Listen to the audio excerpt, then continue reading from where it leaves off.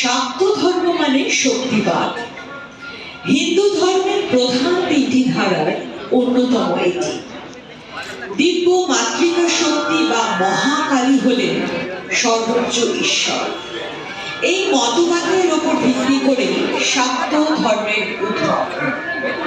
18 শতকের মধ্যভাগে সাধক রামপ্রসাদ সেন শ্যামা সঙ্গীতে প্রাণ সঞ্চার করে বাংলা গানের জগতে শাক্ত পদাবলী বা শ্যামা সঙ্গীত নামের ধারাটিকে প্রতিষ্ঠিত করেন।